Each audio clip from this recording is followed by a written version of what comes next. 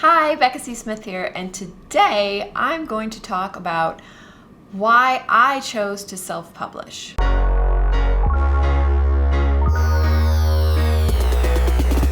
I've talked about this in some of my other videos where I compare self-publishing to traditional publishing and kind of gave a reason of why I chose to self-publish. But I decided I would just do a video of why I ultimately decided that I wanted to self-publish. My background is in film and television. When I graduated high school, I went directly into film school, and then I moved directly to Los Angeles to get into the film industry. I worked as a PA, which is a production assistant, for a lot of years. And then I moved up to assistant, and I worked at a video store, and I did film restoration. I did all sorts of crazy jobs, all the while writing screenplays. Now, I entered contests and I did pretty well in some of the big ones. I felt like I was moving in the right direction. I was getting that validation, I guess, that I needed, that, from contests. But it still wasn't really getting anywhere. And then I'd have a couple of big breaks. Like, I'd be finally on my way. I'd be like, yes, I placed in Nichols. Now I have this amazing producer that's going to be making this film, and that was based on the Red Sox winning the World Series. And then as we were developing the screenplay, the Red Sox won the World Series after 100 years of not winning the World Series. And my script that was about breaking the curse so that they could win the World Series. So anyway, things like that happened to me, and pretty much makes your scripts dead in the water. Then I started getting into TV, and I worked as an assistant on the TV show Ghost Whisperer, which was a really amazing experience. And I kind of got to know the ins and outs of TV industry. My husband was also working on Ghost Whisperer. That's how we both got started into television. He, as you know, if you've watched my other videos, continued on his television journey, whereas I stopped so that I could write books. Now, how did that happen? Well, I was working at Ghost Whisperer, and I was lucky enough that the creator, that was my boss, I was assistant to the creator, he allowed me to write the comic book for Ghost Whisperer. And I was always into comics, so this was right up my alley. I was so excited, and I actually considered pursuing a career in comics. But this was the year of the writer's strike. So right after all these sort of big breaks started happening for me, the writer's strike happened. And so all production was shut down, all TV shows were shut down, and I was pretty much out of a job. Although I have to say, my boss was amazing. John Gray, he's the creator of Ghost Whisperer. He did everything he could to keep me in that office. Everyone was gone. No one worked there anymore. And he managed to keep me and the other executive producer's assistant, just the two of us, alone in this giant, all these giant offices. He squeezed the money out so that I could stay. And that was pretty amazing. But then it just got to the point where the strike was not gonna end, and I needed a job. And my film restoration company that I had been working on and off for the last 5 or 6 years at that time offered me to come back, and I had to take it. I needed the money. Now, some of the things I learned on Ghost Whisperer, because as an assistant, I was on the notes calls, and that's basically the calls where the studio and the network give notes on a script. My boss, John, he lived in New York, it is rare. Usually all the writers on a show that's filming in Los Angeles are in Los Angeles. But because he's been working so long in the industry, he could do it from New York. And so I would a lot of times be on the notes calls, write the notes, send him the notes so he wouldn't have to be on the call. This is where I sort of got, I had the experience from film notes, which sometimes are extremely valuable and amazing, and they make your script better, your story better, everything better.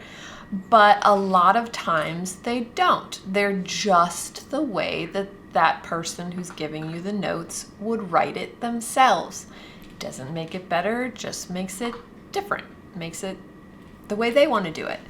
And TV is that times a million. So you've got so many voices. And in my opinion, a lot of them weren't very good.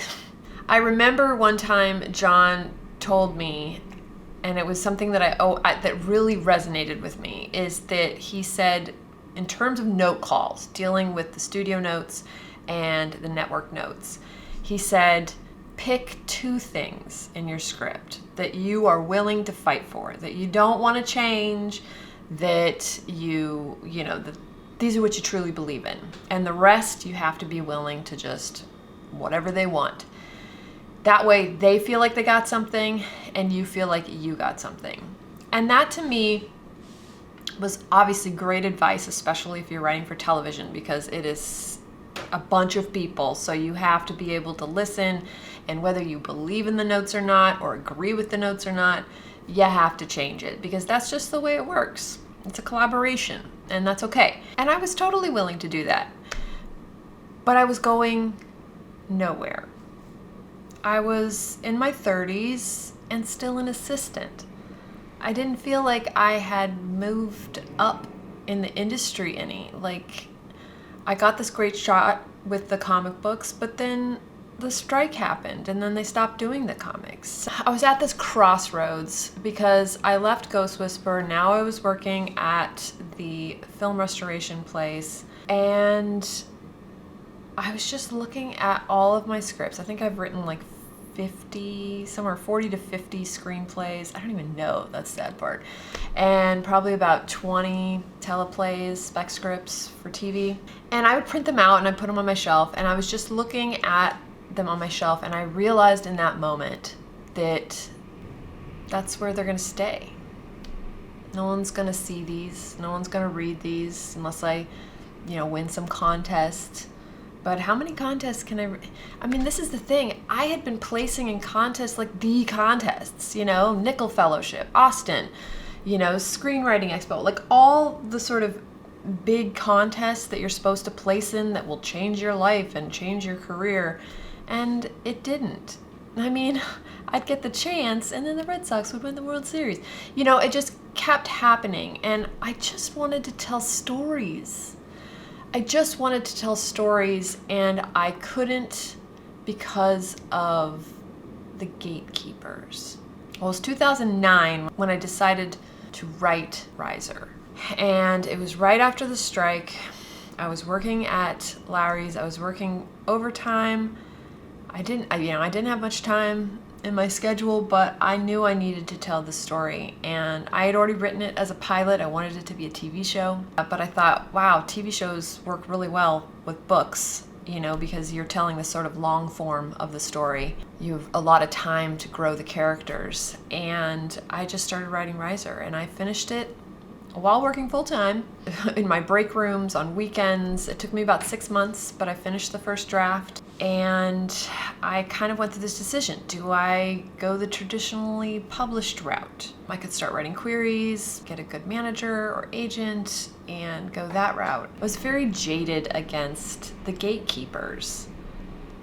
16 years of writing screenplays and doing everything that I'm supposed to and work really hard. I always had to work full-time jobs, and I was always writing in any freaking moment I could find, on breaks, after work, on weekends, and writing so many scripts and so many teleplays and entering contests, and just 16 years of doing that for kind of, and some people do it their whole lives and are still doing it and still haven't made it, so I still want to make movies and I still want to make TV shows, but I wanted more than that. I wanted to tell stories. I wanted people to read my stories, and not when just entering a contest. That's when I decided to self-publish. CreateSpace had been around for a few years. It definitely seemed like the best outlet to self-publish. They had just, I think, opened their expanded distribution back then, so that was very exciting because you could go to a Barnes & Noble and order your book. And I figured as long as I did my due diligence, I did that by legitimately starting a business, Red Frog Publishing, with my mother-in-law. We are partners.